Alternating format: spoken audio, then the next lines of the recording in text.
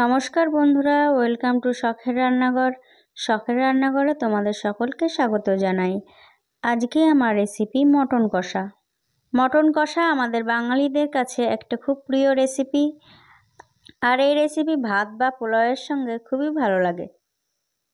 তাহলে চলো মাংসটা ম্যারিনেট করে নিই। ম্যারিনেশনের জন্য সবার প্রথমে আমি দিয়ে দেব পরিমাণ মতো নুন, 1 চামচ হলুদ গুঁড়ো, 1 চামচ কাশ্মীরি লঙ্কার গুঁড়ো, 1 চামচ ধনে গুঁড়ো, 1 চামচ জিরের গুঁড়ো, আর দিয়ে দেবো 1 চামচ রসুন বাটা, 1 চামচ আদা বাটা আর 1 চামচ কাঁচা লঙ্কা বাটা। এবার আমি ভালো করে মাখিয়ে 1 ঘন্টার জন্য ফ্রিজে রেখে দেব। এবার মটন কষার জন্য আমি একটা খুব সিম্পল মশলা তৈরি করে নেব। মশলার জন্য আমি নিয়েছি 1 চামচ ধনে, 1 চামচ জিরে, 1 চামচ গোলমরিচ, 1 টুকরো দারচিনি, 4টি এলাচ, 3টি লবঙ্গ, আর নিয়েছি 4টি শুকনো লঙ্কা। শুকনো লঙ্কাগুলোর কিন্তু আমি বীজগুলো ছাড়িয়ে নিয়েছি, কারণ আমি কিন্তু এখানে কালারের জন্য শুকনো লঙ্কাগুলো ব্যবহার করছি, তাই বীজগুলো আমি ছাড়িয়ে নিয়েছি। এবার আমি শুকনো খোলায় মশলাগুলো ভেজে নেব, ভেজে আমি এটা গুঁড়ো করে নেব। এবার আমি একটা পাত্রে নিয়ে নিচ্ছি 3 থেকে 4 চামচ টক দই, আর আমি যে ভাজা মশলাটা করে নিয়েছি ভাজা মশলার 1 চামচ।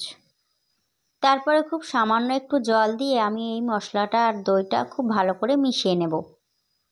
আর মেশানোর পরে প্রায় 15 থেকে 20 মিনিট আমি এটা রেখে দেব। এরপর আমি মটন কষাটা বানিয়ে নেব। আর তার জন্য নিয়েছি আমি একটা কড়াই, আর তাতে দিয়ে দিয়েছি সরষের তেল। আর সরষের তেলটা একটু গরম হলে আমি দিয়ে দিয়েছি একটা তেজপাতা, আর তার সাথে দিয়ে দেব পাতলা করে কেটে রাখা পেঁয়াজ।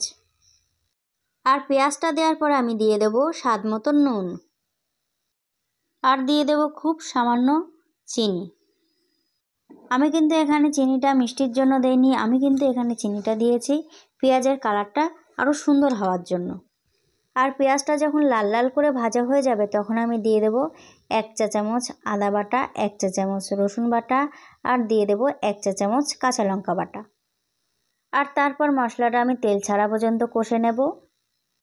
মশলাটা যখন ভালো করে কষানো হয়ে যাবে তখন আমি দিয়ে দেব কালারের জন্য 1 চামচ হলুদ গুঁড়ো, আর দিয়ে দেব 1 চা চামচ কাশ্মীরি লঙ্কার গুঁড়ো।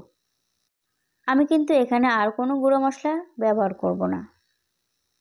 মশলাগুলো আমি 5 মিনিট কষে নেওয়ার পরে আমি এরপরে দিয়ে দেব ম্যারিনেট করে রাখা মাংস। এরপরে আমি 10 মিনিট মাংসটা ভালো করে কষে নেব। মাংসটা দিয়ে যখনই এরকম জল বেরিয়ে আসবে ঠিক সেই সময় আমি দিয়ে দেব 1/2 কাপ জল।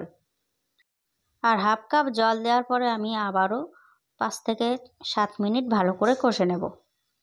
জল দিয়ে এরকম 2 থেকে 3 বার আমি ভালো করে কষে নেব। আর তারপর টক দই আর ভাজা মশলার মিশ্রণটা এর মধ্যে দিয়ে দেব।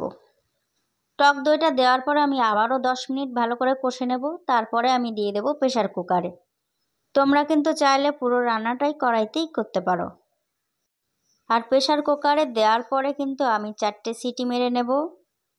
মটন কষা কিন্তু তোমরা বাড়িতে একবার এইভাবে অবশ্যই ট্রাই করবে, আর ট্রাই করার পরে আমাকে অবশ্যই কমেন্ট করে জানাবে। আর সিটি দিয়ে নেওয়ার পরে আমি প্রেসার কুকারের ঢাকনাটা খুলে দিয়ে দেব 1 চামচ গরম মশলা গুঁড়ো। আর তোমরা যদি ঝাল বেশি পছন্দ করো তাহলে 2-3টে চেরা কাঁচা লঙ্কা দিয়ে দিতে পারো, তাহলে কিন্তু এই মাংসের গন্ধটা আরও সুন্দর আসবে। রেসিপিটা যদি ভালো লেগে থাকে তাহলে একটা লাইক করে দিও, আর তোমার প্রিয়জনকে শেয়ার করে দিও। আর তুমি যদি আমার চ্যানেলে নতুন হয়ে থাকো তাহলে অবশ্যই চ্যানেলটিকে সাবস্ক্রাইব করে পাশে থাকা বেল আইকনটিতে ক্লিক করে রাখবে, এতে আমি যখনই ভিডিও ছাড়বো সবার আগে পৌঁছে যাবে তোমার কাছে। তাহলে আজকের মতন এই পর্যন্ত, দেখা হচ্ছে অন্য কোনো রেসিপি নিয়ে। সবাই ভালো থাকবে, সুস্থ থাকবে। নমস্কার।